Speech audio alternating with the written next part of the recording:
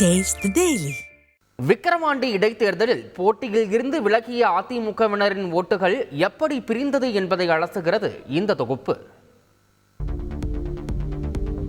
நாடாளுமன்ற தேர்தலில் விக்கிரவாண்டியில் 65,365 வாக்குகளை வாங்கிய அதிமுக இடைத்தேர்தலில் போட்டியிலிருந்து விலகியது.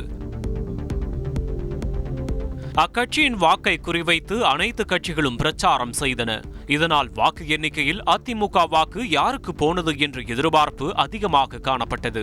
விக்கிரவாண்டி தொகுதியை 25 பகுதிகளாக பிரித்து அங்கு 2024 நாடாளுமன்ற தேர்தலில் அதிமுக வாங்கிய வாக்கு என்ன, இப்போது அது எப்படி மாறியிருக்கிறது என்பதை தந்தி டிவி ஆராய்ந்தது.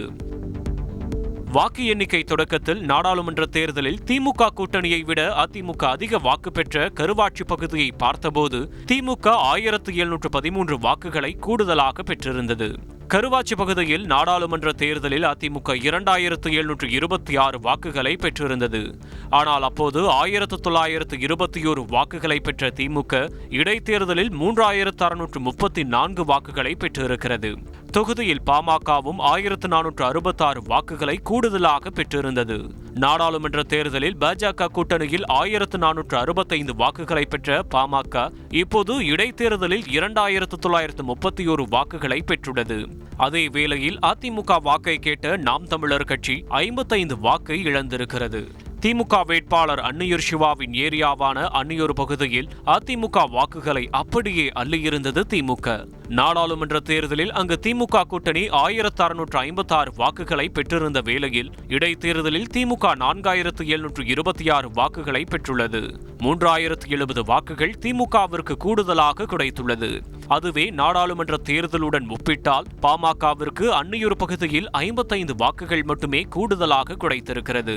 திமுக கூட்டணி 25 பகுதிகளிலும் நாடாளுமன்ற தேர்தலில் வாங்கிய வாக்கை விடவும் 1500 முதல் 3070 வரையில் அதிகமான வாக்குகளை பெற்றுள்ளது.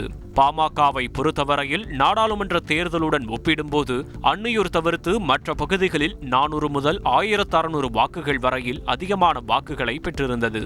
ஏப்ரல் மாதம் நடந்த நாடாளுமன்ற தேர்தலில் விழுப்புரம் நாடாளுமன்ற தொகுதிக்கு உட்பட்ட விக்கிரவாண்டி சட்டமன்ற தொகுதியில் திமுக கூட்டணிக்கு 72,188 வாக்குகள் கிடைத்திருந்தது.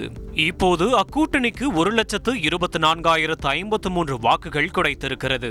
51,868 வாக்குகள் கூடுதலாக கிடைத்துள்ளது. நாடாளுமன்ற தேர்தலில் 32,198 வாக்குகளை பெற்ற பாமகவிற்கு இடைத்தேர்தலில் கூடுதலாக 24,098 வாக்குகள் கிடைத்திருக்கிறது. மறுபுறம் நாம் தமிழர் கட்சிக்கு 2,250 வாக்குகள் மட்டும் அதிகமாக கிடைத்திருக்கிறது. ஒட்டுமொத்தமாக பார்க்கையில் வாக்குகள் பல திசைகளில் பிரிந்திருந்தாலும் அதிமுக வாக்கு பெருவாரியாக திமுக வசமே சென்றிருக்கிறது. அதுவே பாமகவும் கணிசமான அளவு அதிமுக வாக்குகளை பிரித்திருக்கிறது என்பதையே புள்ளி விவரங்கள் காட்டுகிறது. Taste the Daily.